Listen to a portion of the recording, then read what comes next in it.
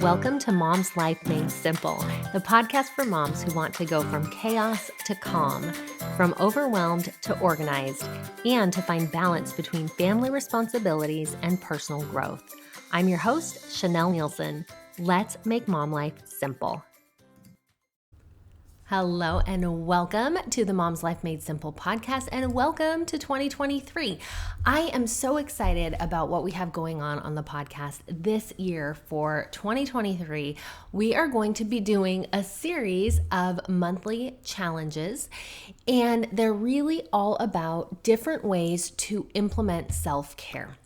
So each month, there'll be something new to help you get in self-care in a way that's really doable, in a way that's really simple, in a way that supports your mom life. So I get it. We don't want to add something really big and difficult and challenging and hard. That's the reason why most New Year's resolutions fail, because we try something that's too big, we bite off more than we can chew, we get in this place where it just makes it impossible to add one more thing. These series of challenges are going to be different. They are going to be very doable, but what you will find as you implement each one is that you'll notice changes. Doing little things are going to impact how you live your day, how you live your life, and looking back at the end of each month, at the end of each challenge, you can really evaluate, when I did that for a month, what happened? How did that work out for me? Is this a habit that I want to keep? Is this making a difference in my life? And so that is what 2023 is all about here at Mom's Life Made Simple. And I'm so excited for you to be a part of it.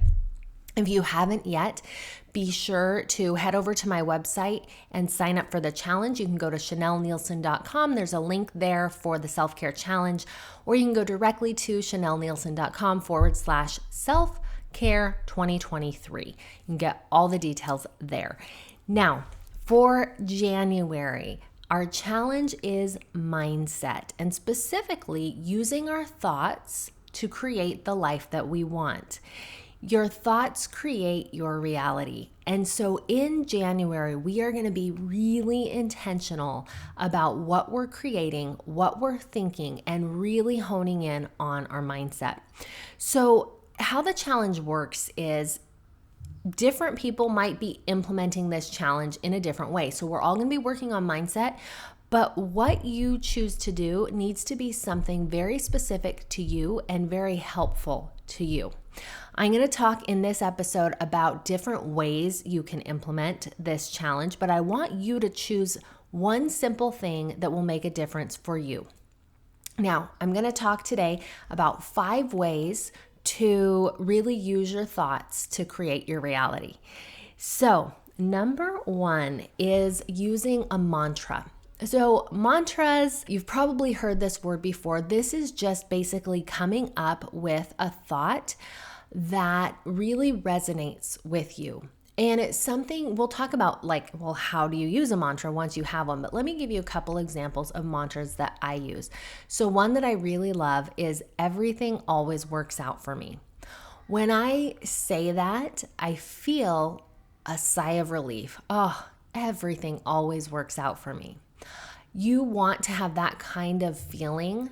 Maybe it's not relief, but something that is emotionally charged when you're coming up with your own mantra. It might be, I nourish and take care of my body. I'm grateful for my body. If you're thinking along those lines, it really can be it can be about anything, right? I have all the time I need for everything that matters is a great mantra that I've used before. Another one that I use in my work is, I am magnetic. The right people are drawn to me and my work. Any of those things that I've said, for me personally, create a feeling. And that's what you want to go for when you're talking about a mantra.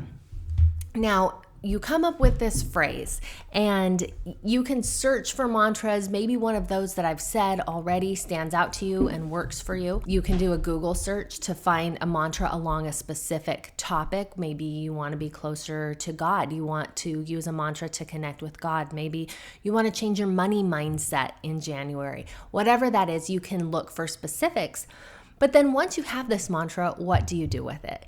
Well, there are a couple ways that you can use a mantra. One way that I like to do is when I'm doing my morning journaling to write down this mantra. Sometimes I'll write it several times because I need the reminder, because I'm so caught up in the opposite of whatever that mantra is that I need to write it several times to feel it.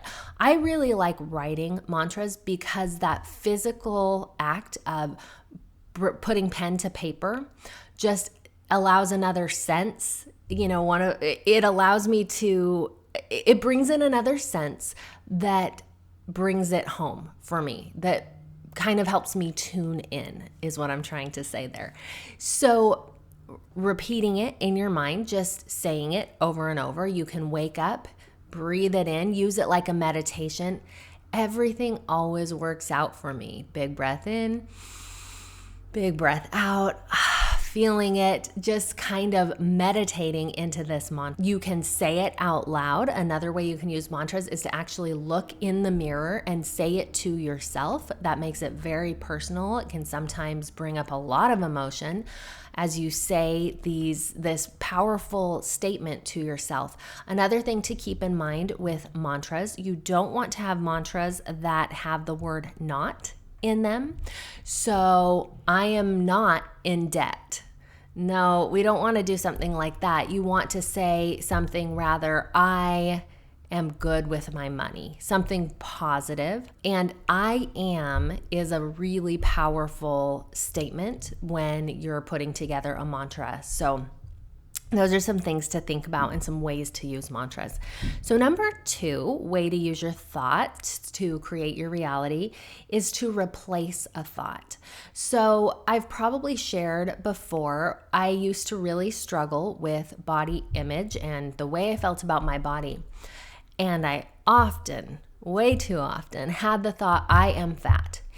And when I wanted to replace that thought, my immediate thought was to take that thought and say, well, I am skinny. Well, that was a really hard one for me.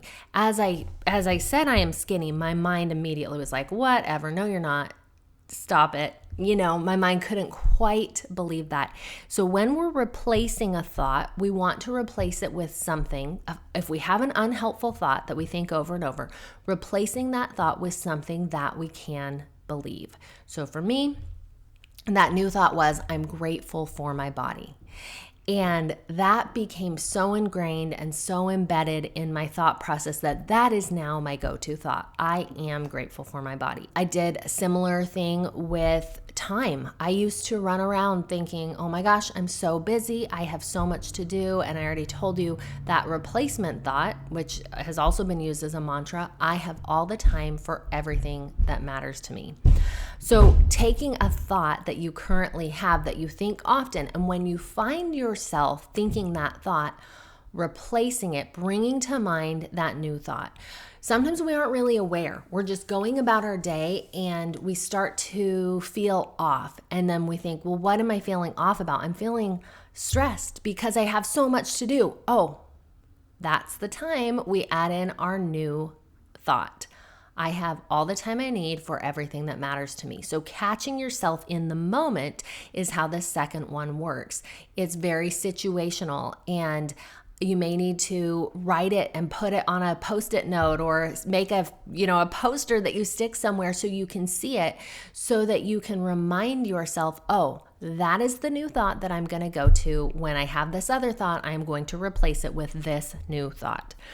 Number 3 is visioning for the future. Visioning is such an amazing practice if you haven't tried it before. Visioning is daydreaming. It's letting yourself really think of what could be and using your thoughts to create that future. So the way you want to do this is, first of all, it's a thought process, but it can also be a written practice. I mentioned I really like writing things down. It helps to focus my thoughts. And so when I'm visioning, I like to start with writing it down. So let's say that I wanted to make a certain amount of money in January.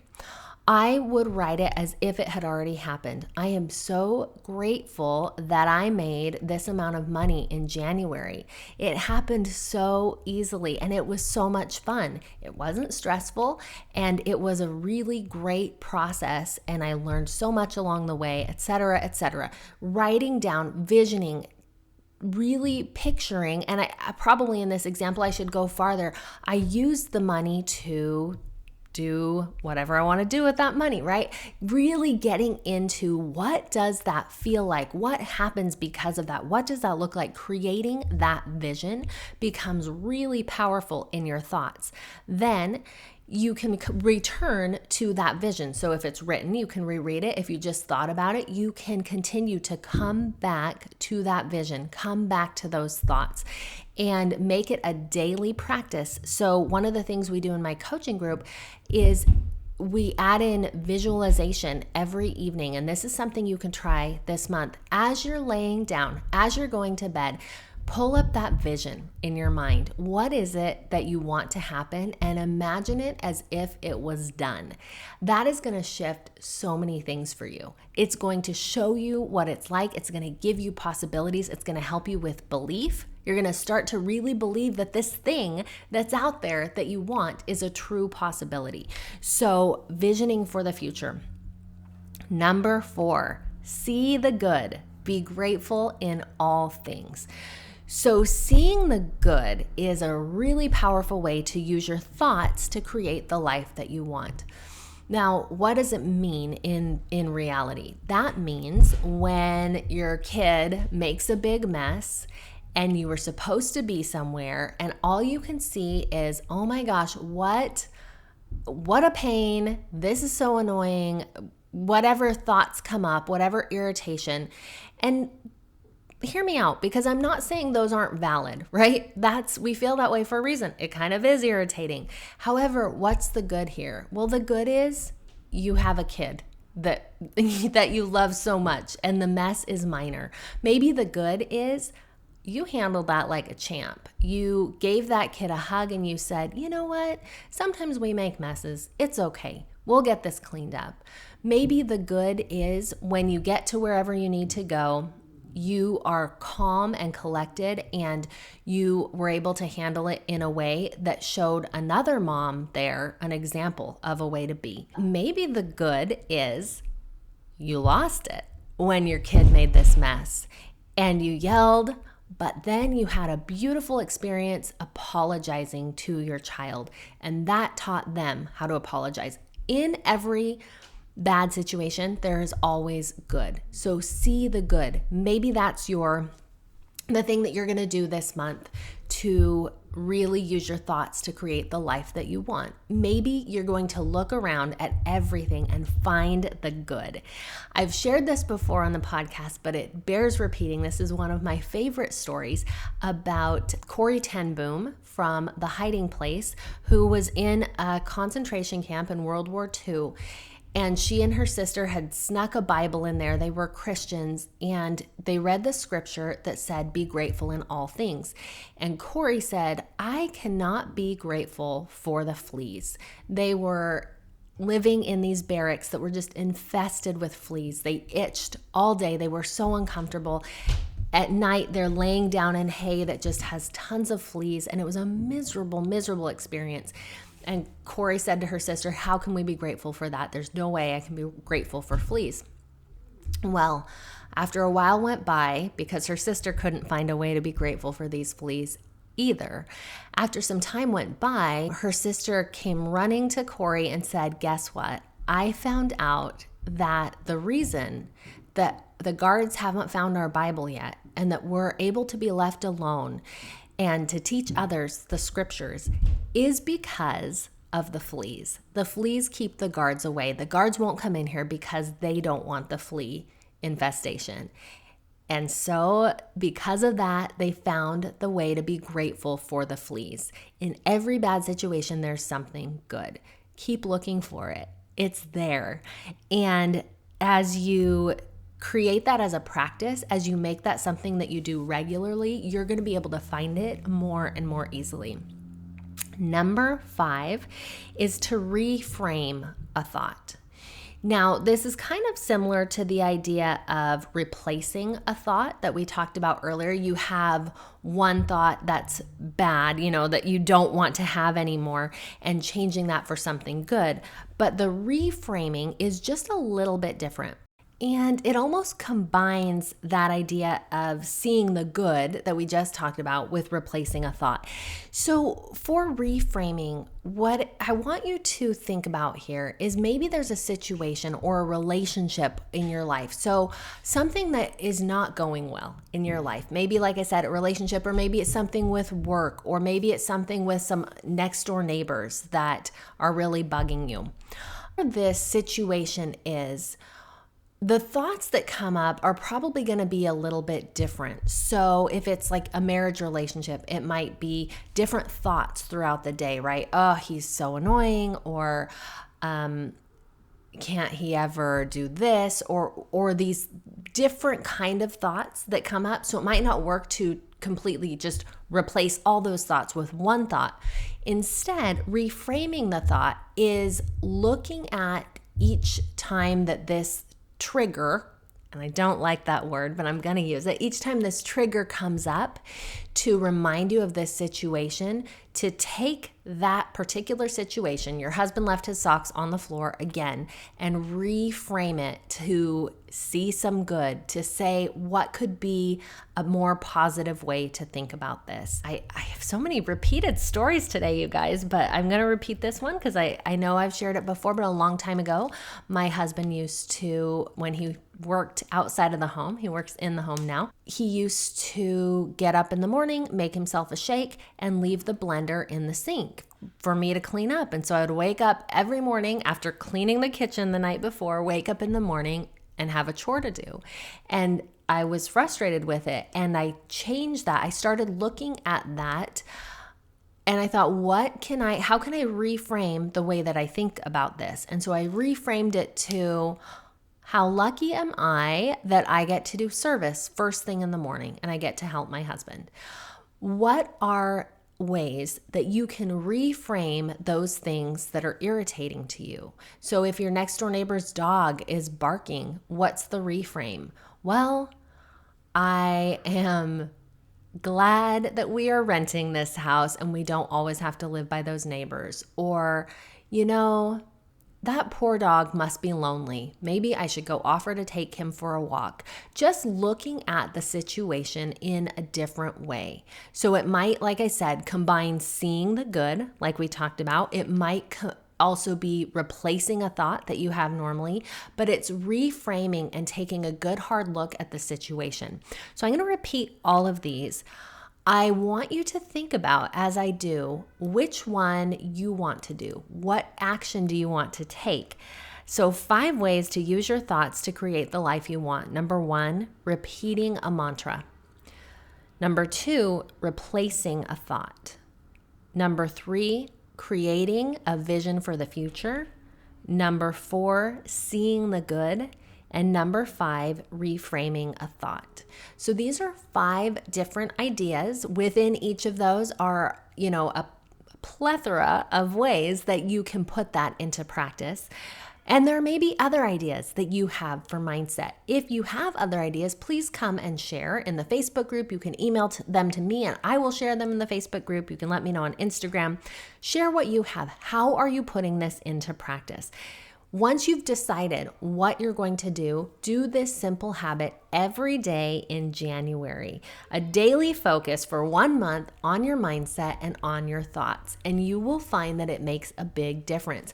I would love to know what difference it makes for you. So keep me posted as you go through this challenge this month. Let me know what's happening with you and how it's working out for you. Probably the best place to do that is in the Facebook group, Self-Care for Busy Moms.